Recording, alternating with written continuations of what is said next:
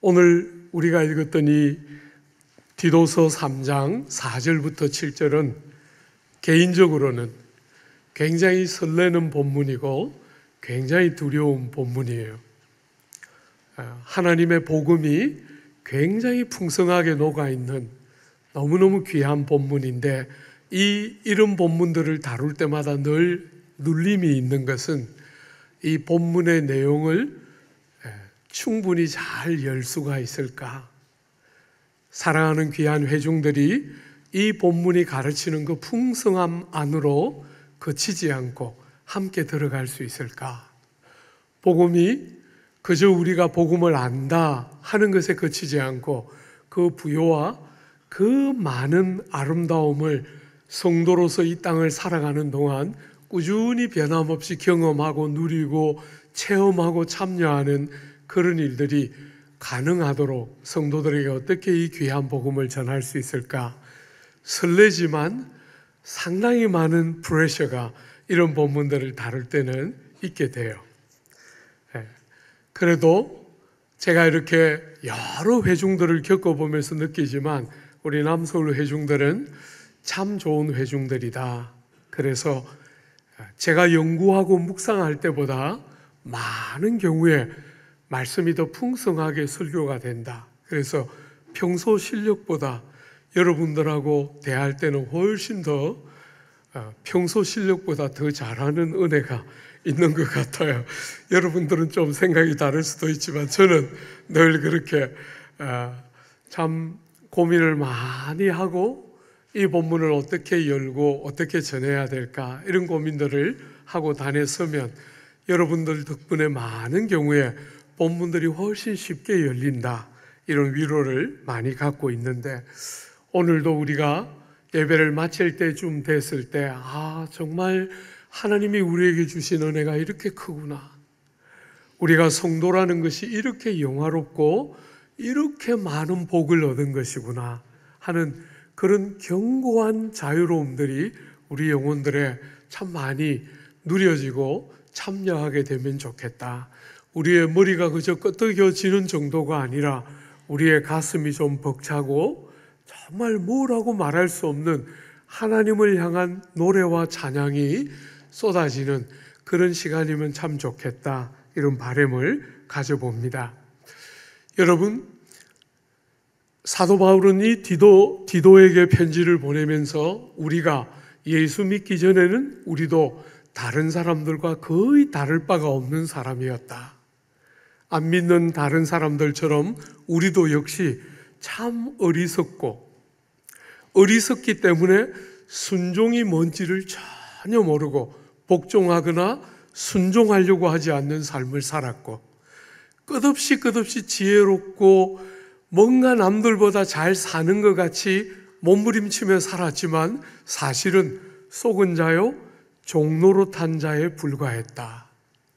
우리가 사람들을 때로는 친절하게 대하는 것 같지만 우리 마음속에 악독이 가득하고 다른 사람을 향한 나쁜 생각이 가득하고 그들의 좋은 것들을 투기하고 질투하며 살았기 때문에 우리는 사실 하나님 앞에 가증스러운 존재였다. 그리고 기껏해야 서로 미워하면서 서로의 허물 잡는 존재들이 지금 안 믿는 사람들처럼 우리들조차도 똑같은 사람이었다. 여러분, 그런 우리의 삶 속에 하나님이 당신의 자비를 나타내시고 하나님이 우리에게 사람 사랑하심을 드러내면서 우리를 구원하셨다. 이게 복음의 제일 중요한 핵심 내용이죠. 그죠?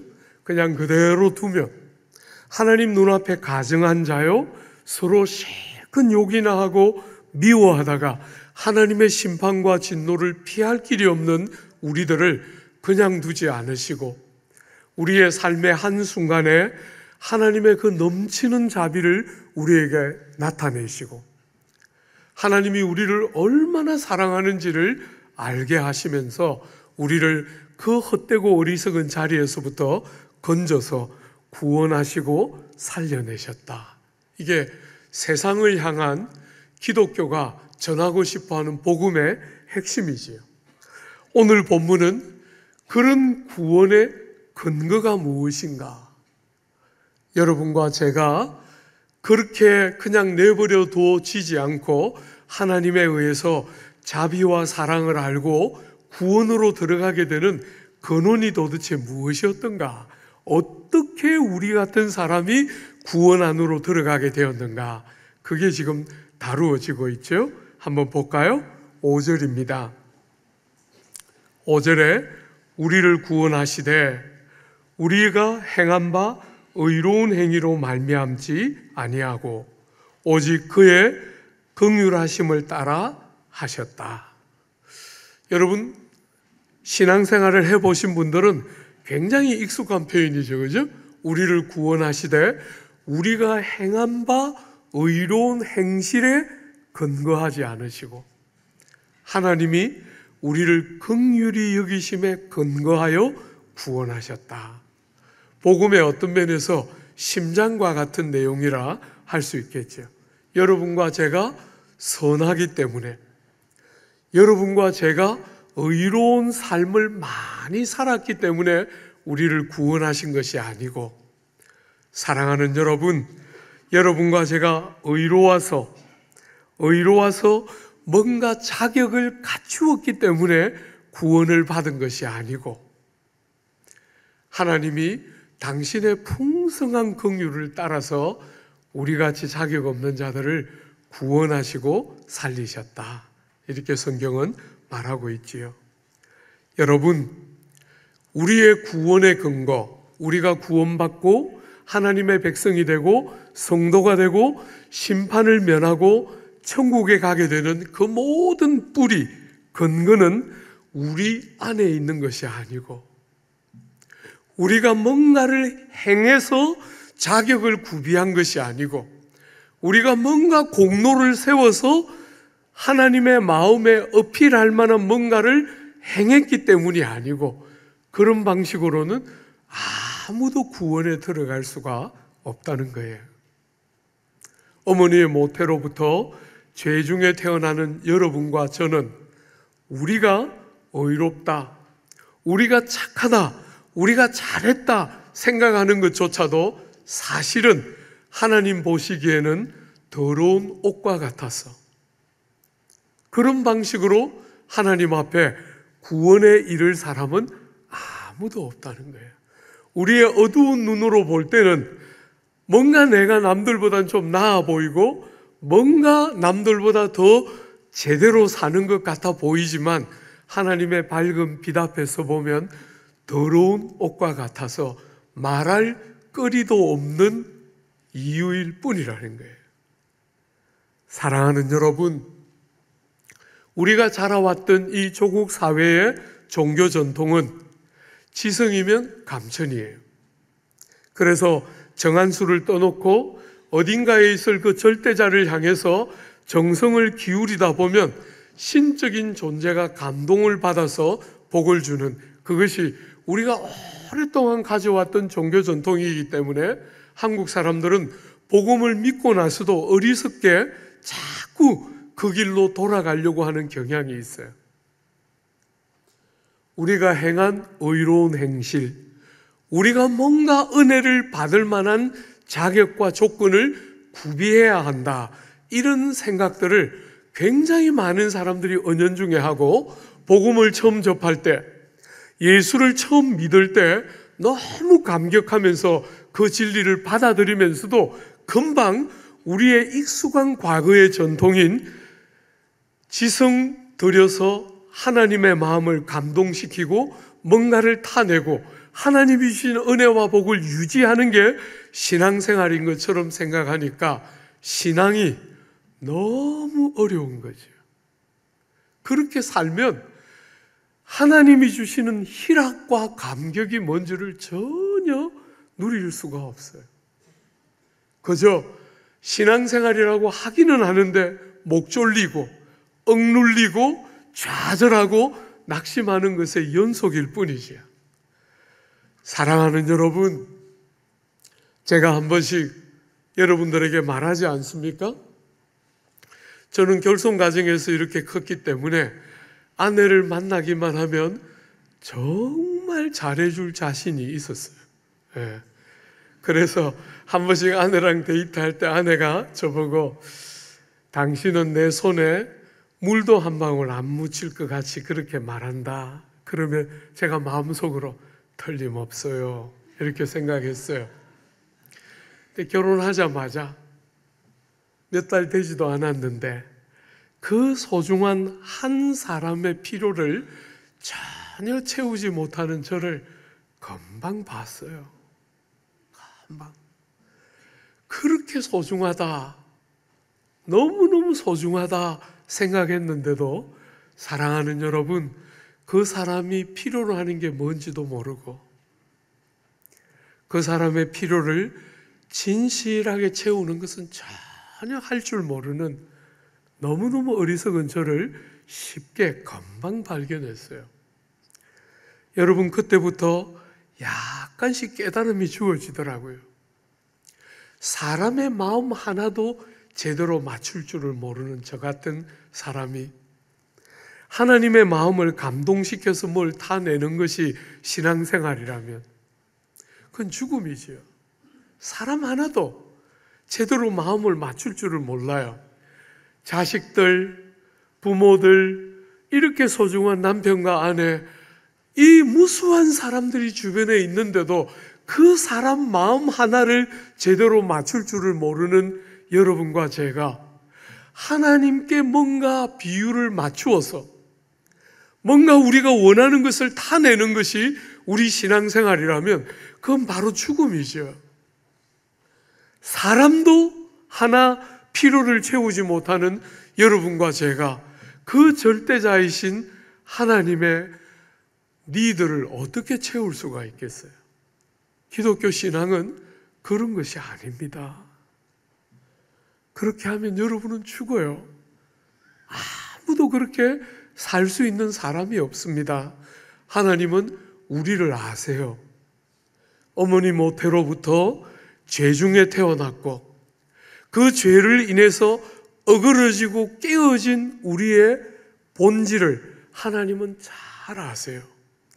우리에게 그렇게 터무니없는 기대와 요구를 하시는 것이 아니라 우리보다 우리를 더 잘 아시기 때문에 우리를 구원하시되 우리가 행한 바 의로운 행위 때문이 아니고 그걸 근거로 해서는 어떤 사람도 생명 안으로 우리의 과거의 헛되고 어리석음으로부터 건짐을 받고 새로운 생명을 사는 게 불가능한 줄 아시기 때문에 우리를 구원하시되 우리가 행한 바 의로운 행위를 따라 구원하신 것이 아니고 우리 바깥에 하나님의 완전한 사랑과 우리를 향한 무한한 자비와 긍휼과 아들 하나님의 완전한 대속의 은혜에 근거해서 우리는 그 모든 것이 우리 안에 있는 것이 아니라 우리 밖에 하나님과 아들 그리스도 안에서 일어난 그 모든 일에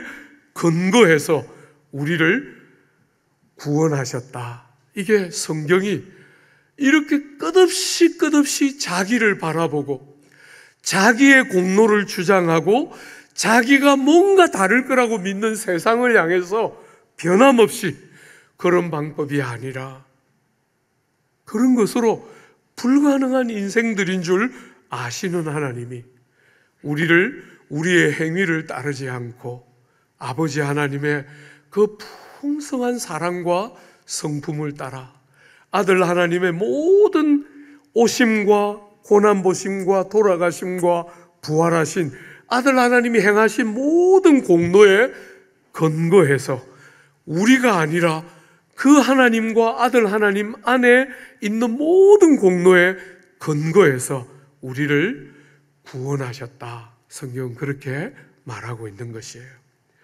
여러분, 우리가 하반기 적정한 시점에 다루게 될 로마서는 그야말로 복음의 보물창고 같은 성경이에요. 그 로마서 3장에 복음을 이렇게 열어서 우리에게 이렇게 말하고 있죠. 모든 사람이 죄를 범하였음에 하나님의 영광에 이르지 못하더니. 여러분, 사람들이 사노라고 애를 쓰고 발부둥을 치는데 하나님이 기대하는 기준에 이르지 못한다는 거예요. 어떤 사람도 하나님이 기대하는 그 창조의 목적에 이르지를 못하고 살아가고 있다는 거예요. 하나님의 영광에 이르지 못하는 그 사람들을 향해서 그리스도 예수 안에 있는 속량으로 말미암아 하나님의 은혜로 값없이 어렵다 하심을 얻은 자 되었느니라. 그런즉 자랑할 데가 어디냐? 있을 수 없느니라. 무슨 법으로냐? 행위로냐?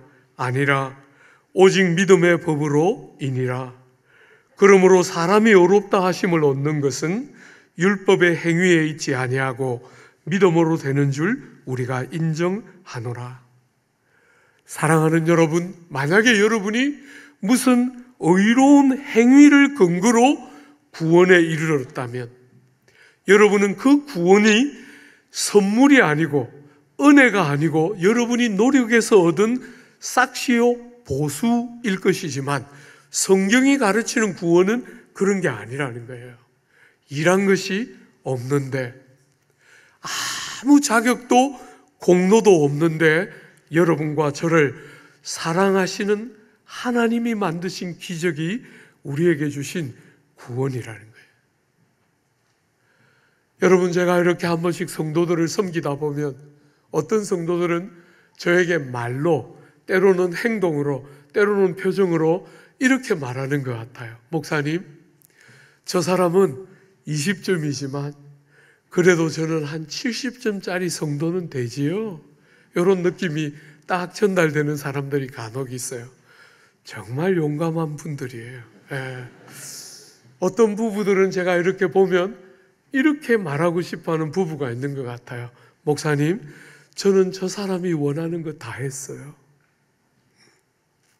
와우. 예. 예. 속지는 않지만 야, 용감하구나. 용감하구나. 여러분, 제가 대학 다닐 때 한참 은혜 많이 받을 때 저를 괴롭혔던 본문이 요한복음 10장 10절과 빌립보서 2장이었어요.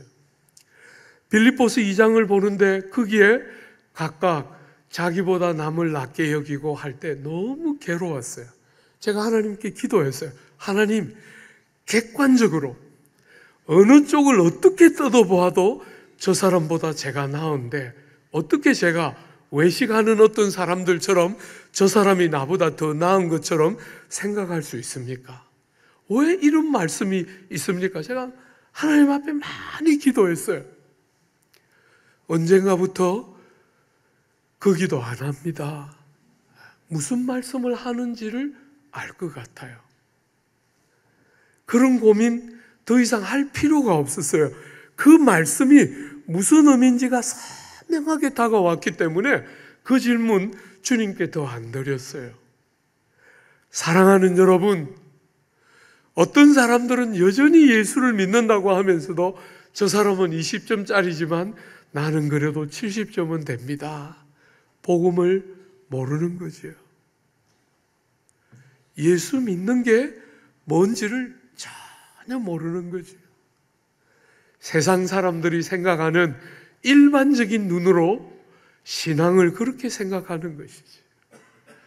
너무 놀랍게 하나님의 복음과 기독교 진리는 너무 놀랍게 우리가 알아가면 알아갈수록, 주님을 믿어가면 믿어갈수록 너무 놀랍게 사도 바울처럼 하나님 앞에서 사람 앞에서 끝없이 모든 성도들 중에서 지극히 작은 자보다도 더 작은 나에게 미쁘다 이 말이여, 우리 구주 죄인들을 위하여 이 땅에 오셨도다. 나는 죄인의 괴수로다. 그런 이야기를, 복음은 놀랍게 그런 이야기를 하도록 우리 인생을 빚어내는 거예요.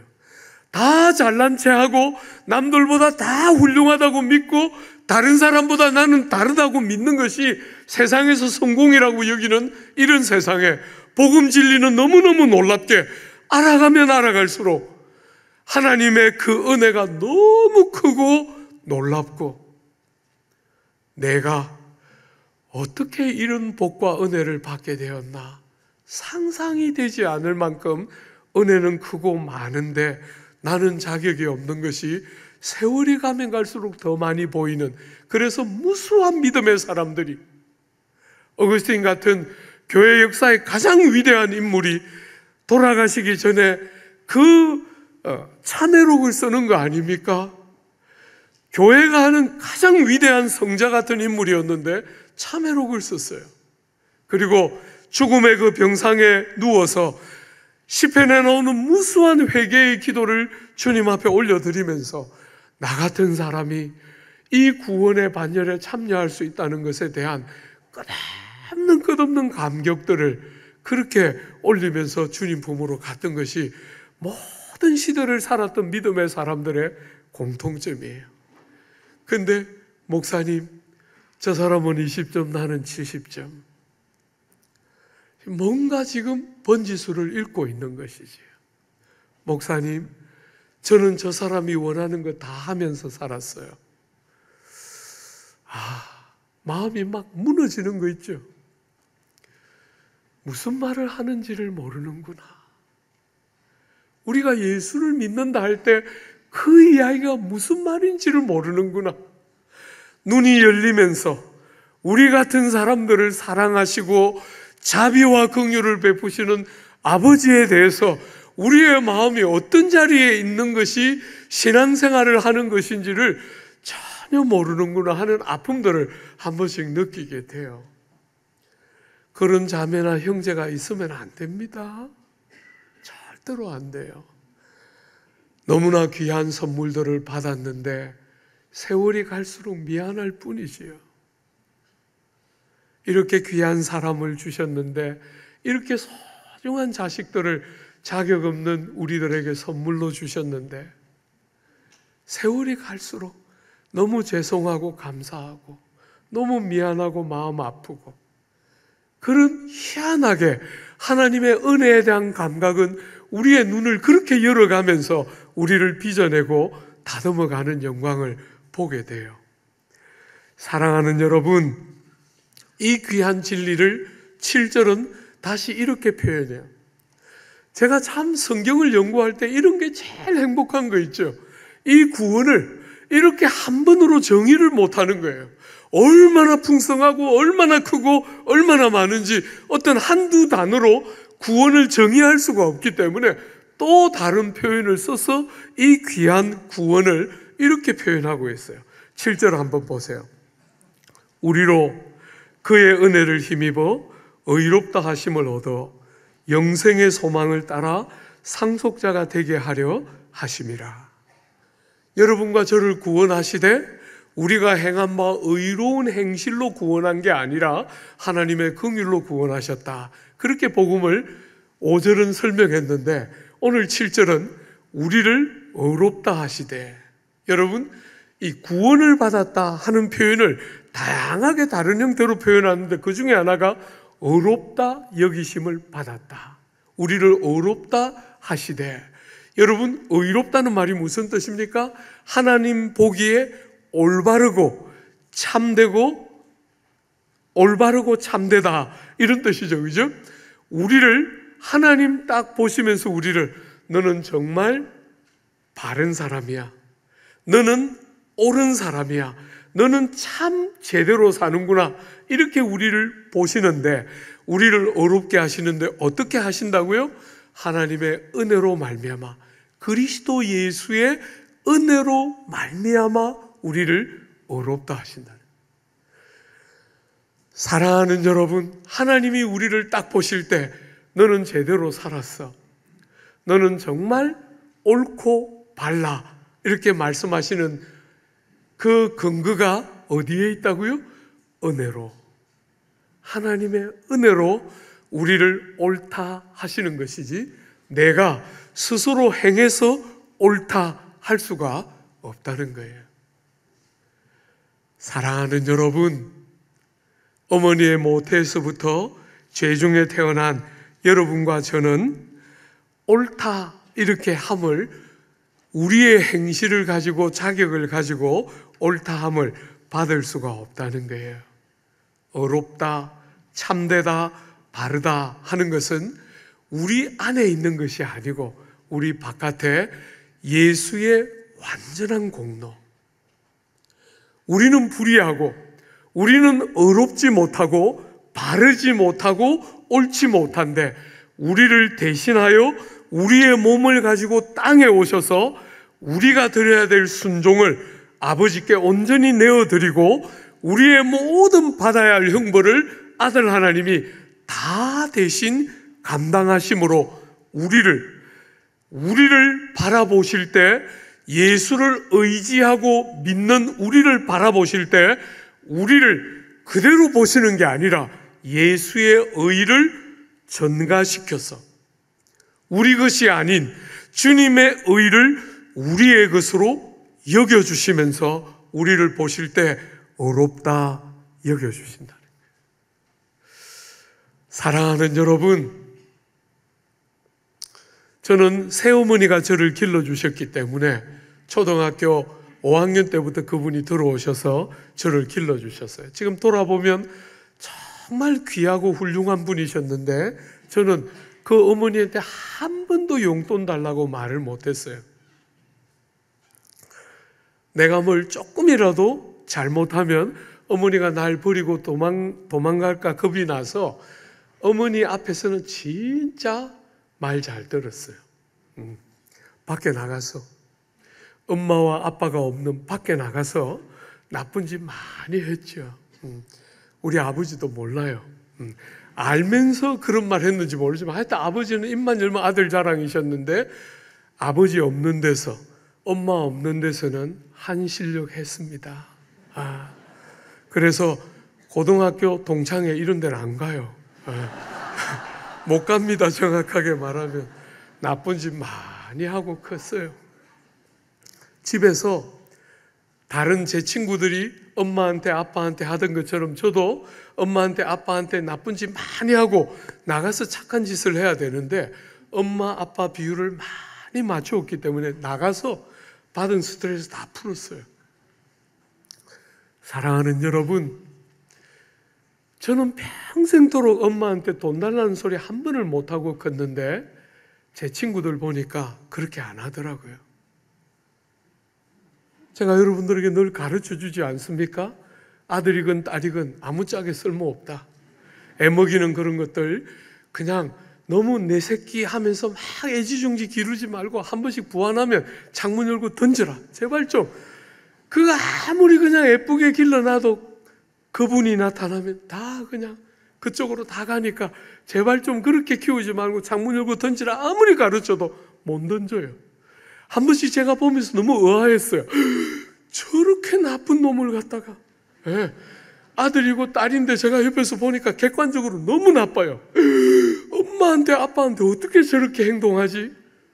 그렇게 판단하는 눈으로 봤는데 얘는 뭐 맡겨놓은 걸 찾는 것처럼 어느 날 실수로 그게 나와서 부모지간이 생겼는데, 그죠? 자식이 되고 부모가 됐는데 그놈이 뭘 맡겨놓은 것처럼 턱 손을 내밀고 요구하면 엄마 아빠가 절절 매면서 지금까지 얼마나 많이 줬는데, 야 지금까지 너한테 돈 들어간 게 이거야 하고 리스트를 쫙 해가지고 보여줬으면 좋겠는데 그런 건 하나도 안 하고 뭘 죄지은 사람처럼 맡겨놓은 걸 돌려주는 사람처럼 늘 절절 매면서 주더라고요. 너무 부러웠어요.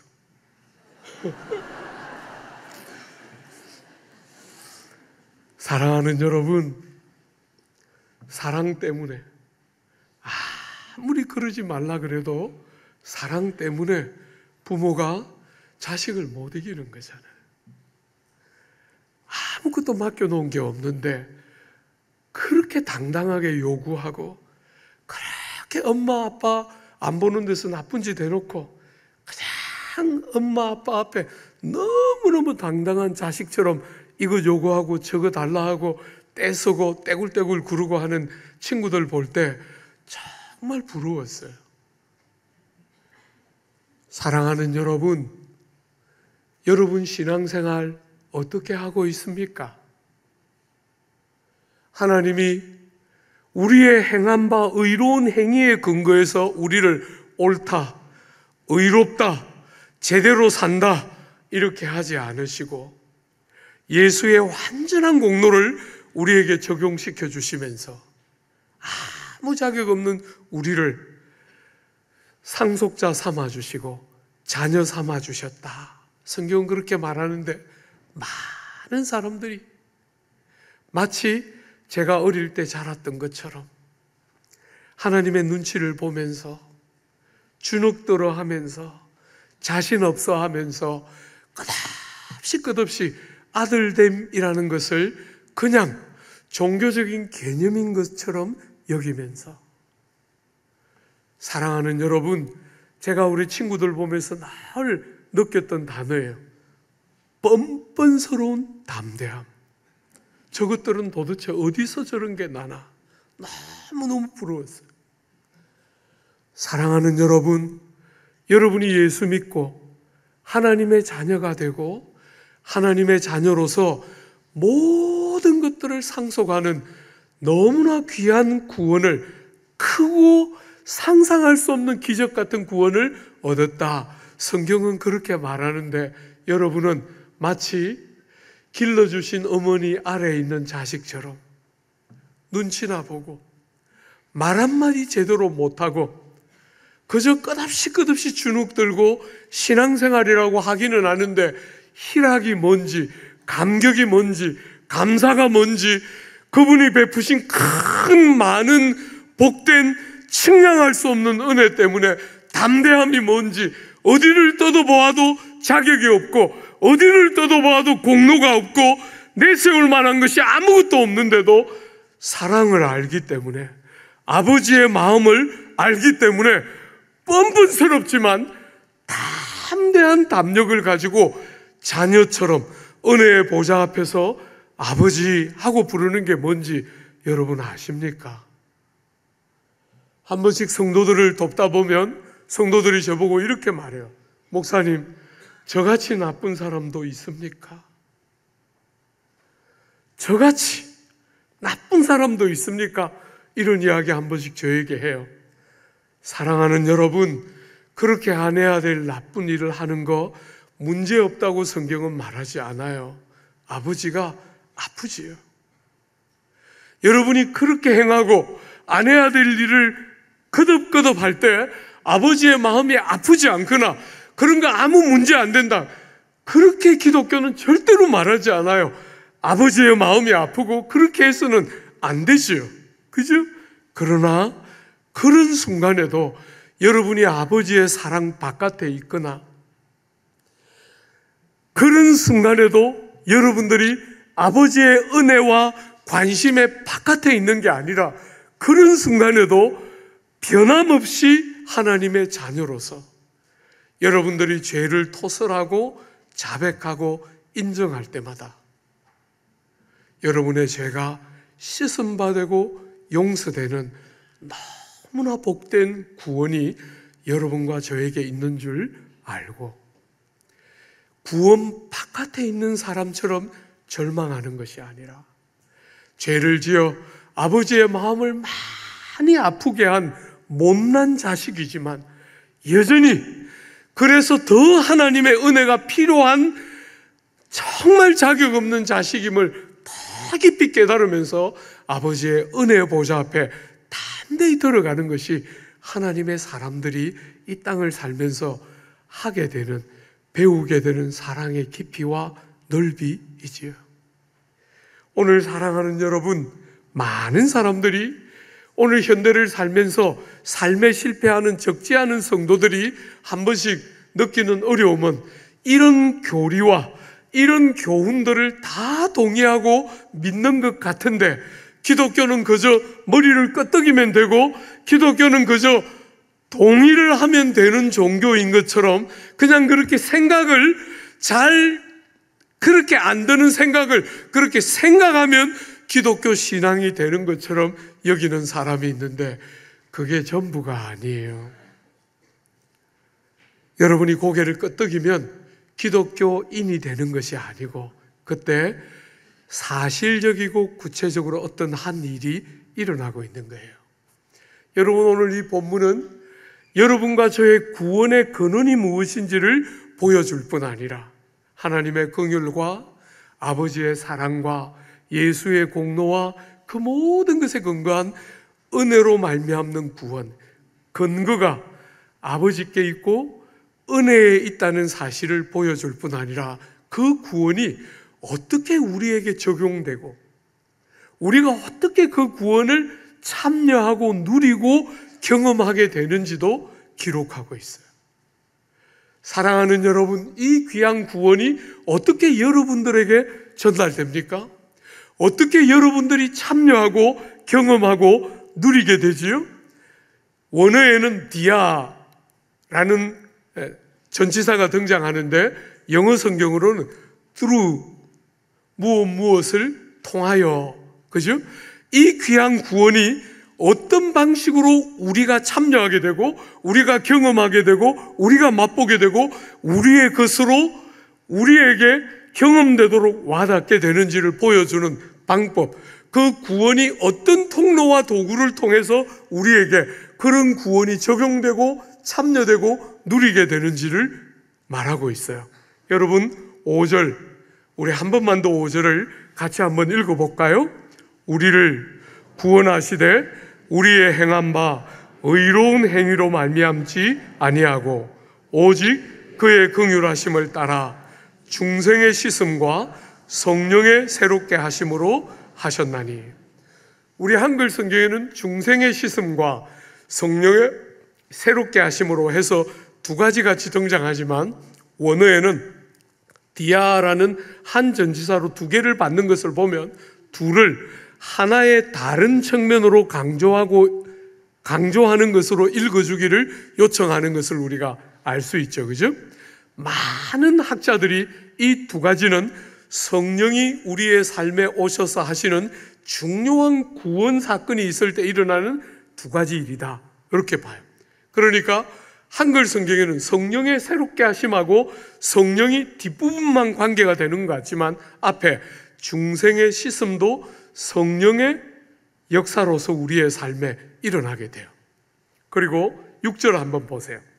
그렇게 성령의 새롭게 하심하고 아주 중요한, 여러분과 저의 구원 사건의 가장 중요한 주역이라 할 수 있는 성령이 등장하는데 6절에 보면 우리 구주 예수 그리스도로 말미암아 우리에게 그 성령을 풍성히 부어주셨다. 이 주제는 너무너무 중요한 주제이기 때문에 오늘은 안 다룰 거예요. 너무 큰 주제이기 때문에 지금 손대면 못 끝내는 거죠. 그래서 이 주제는 따로 떼서 다루게 될 거예요.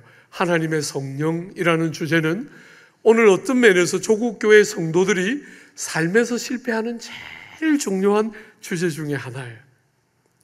많은 사람들이 깨달으면 그리고 결심하면 사라질 것처럼 여겨요.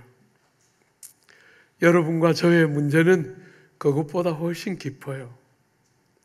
우리가 깨닫지 못하는 것도 우리의 삶에 참 중요한 문제지만 깨달아도 사라지지 않는 또 다른 문제가 우리에게 있는 거예요.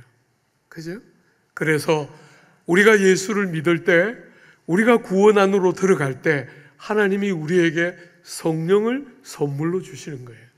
성령이 우리 안에 내주하시고 이 성령이 우리로 하여금 중생의 씻음과 성령의 새롭게 하심은 과정을 거쳐서 하나님이 주시는 이 크고 놀라운 구원이 우리에게 적용되고 우리가 참여하게 되는 것은 하나님의 성령의 놀라운 은혜이고, 이 성령이 우리를 충만하게 다스리고 이끌어 가시면서 우리로 하여금 눈이 열려서 깨닫게 하시고 경건한 능력들을 공급해 주시고 하나님의 사람으로 빚어져서 온전케 되는 영광을 누리게 되는 것은 전부 하나님의 성령의 도우심 안에 있는 역할이죠.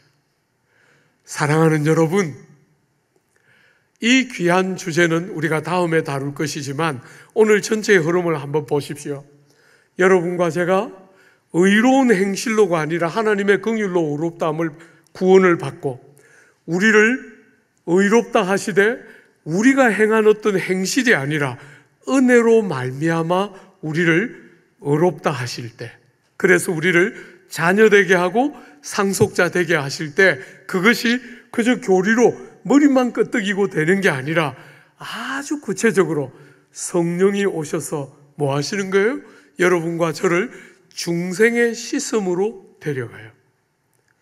여러분, 여기 중생이라는 말의 핵심은 뭐냐면 여러분과 저의 어떤 잘못된 부분을 수리하고 고치는 그런 것이 구원이 아니라는 거예요. 구원은, 기독교가 말하고 싶은 구원은 여러분 중에 있는 어떤 이런저런 잘못된 부분들을 수리하고 고쳐주는, 그게 구원이 아니고 완전한 새로운 출생, 실수를 안 하고 죄가 없는 완전한 새로운 출생, 이런 게 아니고, 그런 의미에서의 완전함이 아니라 앞에 것과 전혀 다르다는 면에서의 완전한 출생. 사랑하는 여러분, 새로운 출생과 새로운 피조물됨을 강조하는 것이 중생이라는 말이 갖고 있는 것이고, 그렇게 새로운 피조물이 되고 새로운 출생이 될 때 일어나는 아주 중요한 일이 뭐냐면 시슴이에요. 시슴, 중생의 시슴입니다. 모든 죄로부터 우리를 정결케 하심. 여러분과 제가 어머니 모태로부터 죄에 대한 책임과 형벌을 갖고 태어났잖아요. 우리가 예수를 믿을 때 그 죄에 대한 책임과 형벌로부터 씻음을 받는 은혜가 있고, 우리가 그 죄 중에 태어나기 때문에 죄의 나쁜 습관과 끝없는 죄의 영향력 아래에 있었는데 다시 중생의 씻음을 경험하게 될 때 성령이 우리로 하여금 우리의 모든 죄, 그 죄의 습관과 흔적으로부터도 씻음을 받게 되는 놀라운 은혜가 있다는 사실을 성령이 우리에게 적용시켜 주시는 거예요. 막연하게 죄가 용서받았을까 이렇게 생각하고 사는 게 아니라 하나님의 성령이 우리의 영혼 속에 나의 죄가 틀림없이 용서받았구나 하는 구원의 확신과 중생이 가져오는 씻음이 얼마나 복된 것인가 하는 것을 누리고 깨닫고 참여할 수 있도록 성령이 도와주시고 역사하는 거죠. 사랑하는 여러분, 여러분이 예수 믿기 전에 지었던 모든 죄만 용서받는 것이 아니고 예수를 믿고 난 이후에도 짓게 되는 모든 죄, 성도인데 목사님 내가 성도라고 말하는데 이렇게 나쁜 짓을 지었습니다 하고 사람들이 한 번씩 저를 찾아올 때 그 아프고 그 상하고 그 고통스럽고 안 해야 될 일을 했을 때 사랑하는 여러분, 그럼에도 불구하고 그 일이 잘했거나 문제가 안 되는 것은 절대로 아니지만 그럼에도 불구하고 그 죄를 하나님 앞에 토설하고 자백하고 인정할 때 예수의 완전한 공로에 근거해서 중생의 씻음이 우리에게 지금도 여전히 적용되고 있다는 사실을 성령이 깨닫게 하심으로 우리가 죄 중에 짓눌리지 않고 죄로부터 자유케 함을 얻는 복된 구원의 은혜를 성령이 적용시켜 주시는 거예요. 사랑하는 여러분, 성령의 새롭게 하심이라고 말할 때 이 새롭게 하심이라는 단어는 로마서 12장 2절에 한 번 더 나와요. 딱 두 군데, 이 똑같은 단어가 딱 두 군데 등장해요. 여러분, 그 로마서 12장에 보면 11장까지 복음의 풍성한 부요를 쫙 펴고 나서 12장에 복음을 아는 백성들에게 적용과 실천을 권면하지 않습니까? 그러므로 사랑하는 자들아, 너희 몸을 하나님이 기뻐하시는 거룩한 산 제사로 드리라. 이는 너희가 드릴 영적 예배니라 하고 2절에 딱 들어가면 너희는 마음을 새롭게 함으로 변화를 받아. 그죠? 그때 마음을 새롭게 함으로 변화를 받아 할 때 정확하게 똑같은 단어예요. 성령의 새롭게 하심. 여러분, 마음이 새로워진다 할 때 핵심이 뭡니까? 개가 천선에서 좋은 마음을 많이 갖는다. 우린 자꾸 그렇게 생각하는데 그게 아니라 관점이 달라지기 시작하는 거예요. 보는 눈이 열리기 시작하는 것이요, 가치관과 세계관이 달라지는 것입니다. 마음이 새로워져서 관점이 달라집니다.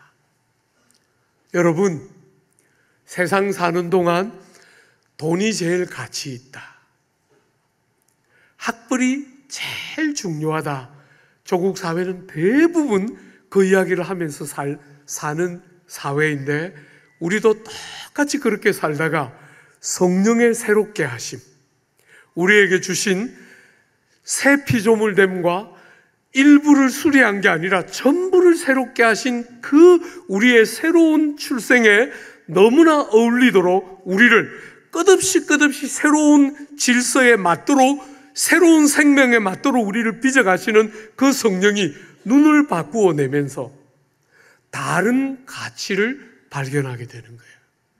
돈, 성공, 학벌 이렇게 말하는 이 세상 속에 다른 가치로운 게 보이기 시작하는 거죠.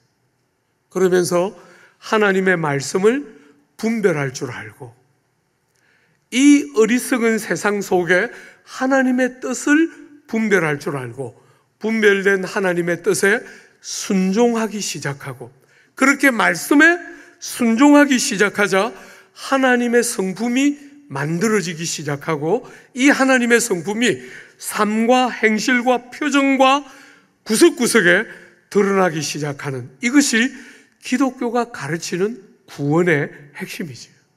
천국에 특별히 하는 게 아니라, 어떻게 여행 운이 좋아서 벌 안 받고 천당에 가는 것이 구원의 전부가 아니라, 우리를 원래 창조하셨을 때 우리를 데려가고 싶어 했던 창조의 목적이 구원받은 하나님의 백성들에게 내면에서부터, 인격과 성품에서부터 삶 구석구석에 묻어나고 드러나기 시작하는, 바로 그것이 기독교가 가르치는 구원의 핵심이에요. 사랑하는 여러분, 복음이 너무너무 어그러진 시대를 우리는 살고 있어요. 어지간히 신앙생활을 했는데도 예수 믿는 게 뭔지를 제대로 정의도 할 줄 모르는 무수한 사람이 있는 이 조국 교회 안에, 사랑하는 여러분, 그저 착한 일 한두 가지를 하면서 그래도 내가 뭔가 좀 괜찮은 사람이 아닐까 하고 스스로를 위로하는 그런 것은 정말 밑이 다 깨어져 있는 독에 물 붓는 것과 같은 것이에요. 그런 것은 여러분을 참된 경건한 능력으로 데려가는 게 아닙니다. 기독교의 구원은 시간이 좀 더딘 것 같아도 여러분의 생각을 바꾸고 내면을 바꾸고 사람의 인격을 바꾸고, 그 인격이 묻어있는, 내면의 진정한 고백이 묻어있는 하나님을 영화롭게 하고 이웃들의 유익을 위하여 자기를 희생하는 것이 위로가 되고 기쁨이 되는, 창조의 목적을 따라 이 땅을 아름답게 제대로 살도록 우리를 구원하셔서 데려가는 것이지. 사랑하는 여러분, 막연한 종교성이 아니라 하나님의 형상을 따라 다시 창조함을 받은 하나님의 백성들처럼 여러분의 삶에 주님의 성품이 많이 묻어나고 하나님을 많이 닮아가는 정말 복된 구원의 영광이 뭔지를 아는 성도다운 복된 삶, 여러분 모두의 삶에 풍성이 넘치기를 기대하고 축복합니다.